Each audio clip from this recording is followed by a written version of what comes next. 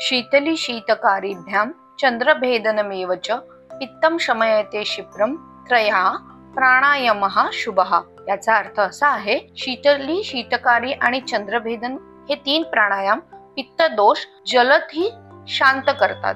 नमस्कार मित्रांनो, आज आपण एक अत्यंत उपयुक्त व सर्वांना भेडसावणाऱ्या समस्येवर उपाय पाहणार आहोत। आम्लपित्त आणि त्यावर प्राणायामाची भूमिका काय आहे हे आज आपण समजावून घेणार आहोत। आपण पाहतो की आजच्या धावपळीच्या या जीवनशैलीत अनियमित आहार, जास्त तणाव व पचन संस्थेवर होणारा ताण यामुळे आम्लपित्ताचे प्रमाण खूप वाढले जाते। सतत छातीत जळजळणे, पोटात दाह, ढेकर, उलटीची भावना, थकवा ही लक्षणे त्रास देतात। आयुर्वेदानुसार आम्लपित्ताचा मुख्य दोष म्हणजे पित्तदोष। पित्त शांत करण्यासाठी योग्य आहार, जीवनशैली तसेच मन शरीर शांत करणारे साधन आवश्यक आहे। इथेच प्राणायाम आपल्याला मोठा आधार देतो। प्राणायाम म्हणजे नक्की काय?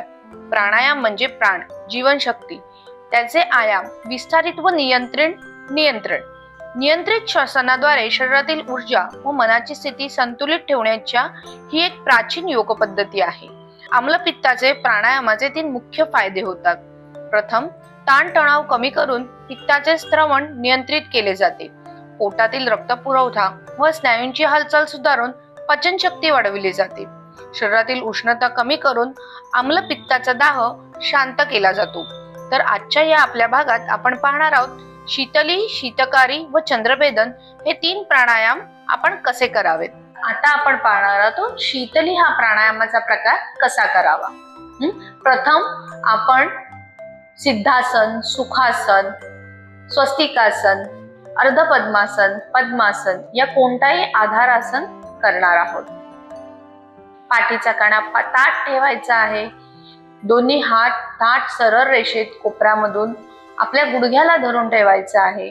मान समांतर रेषेस हवी। आता हळूच आपल्या जिभेची सुरळी करून श्वास आत घ्यायचा आहे। हा श्वास आपल्याला दीर्घ श्वास घ्यायचा आहे। आता अलगद ओठ बंद करून डोळे शांत बंद करून 2 ते 3 सेकंद श्वास रोखून धरायचा आहे, म्हणजेच कुंभक करायचा आहे। चेहऱ्यावरती अगदी शीतल भाव हवेत, कोणत्याही प्रकारचा ताणतणाव नसावा। आपल्या क्षमतेनुसार श्वास रोखून धरायचा आहे। श्वास सोडताना प्रथम डोळे उघडायचे आहेत आणि नाकावाटे हळूहळू दीर्घ असं श्वास सोडायचा आहे। हे झालं शीतली प्राणायाम। तर आता आपण पाहणार आहोत शीतकारी प्राणायाम। हे प्राणायाम करताना कोणत्याही आधारासनात बसायचे आहे। दोन्ही हातांचे कोपरे सरळ रेषेत असावी। आपली मान हनुवटी समांतर रेषेत असावी। चेहऱ्यावरील अत्यंत शांत शीतल भाव असावेत। आता आपले पुढचे दोन दात एकमेकांवरती स्पर्श करतील असे ठेवायचे आहेत। आपली जीभ देखील या दातांना स्पर्शून राहील अशी राहायला हवी। आता एक दीर्घ श्वास आत घ्यायचा आहे।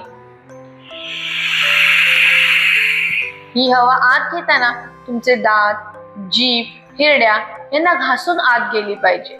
डोळे शांत बंद ठेवायचे। 3 ते 4 सेकंद आपल्याला श्वास रोखून धरायचे आहेत। कुंभक अवस्थेत आपण आता राहणार आहोत। ही कुंभक अवस्था तुमच्या क्षमतेनुसार तुम्हाला ठरवायची आहे। कुंभक अवस्थेतून बाहेर येताना प्रथम डोळे अलगद उघडायचे आहेत व नाकावाटे हळूहळू श्वास बाहेर सोडायचा आहे। तर आता आपण पाहणार आहोत चंद्रभेदन प्राणायाम। या प्राणायामात आपल्याला कोणत्याही आधारासनात बसायचे आहे। त्याच प्रकारे आपल्या हातांची उंगली मुद्रा किंवा नासिका मुद्रा ज्याला आपण म्हणतो ती धारण करायची आहे। आता प्रथम आपण उजवी नाकपुडी बंद करणार आहोत।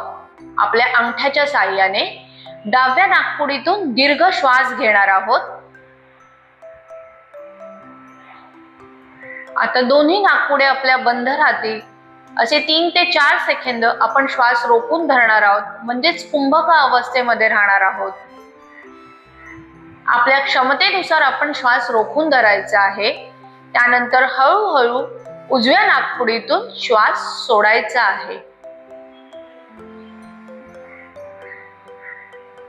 आपण पुन्हा एकदा पाहणार आहोत। आपली उजवी नाकपुडी बंद करायची आहे. डाव्या नाकपुडीतून दीर्घ श्वास घ्यायचा आहे.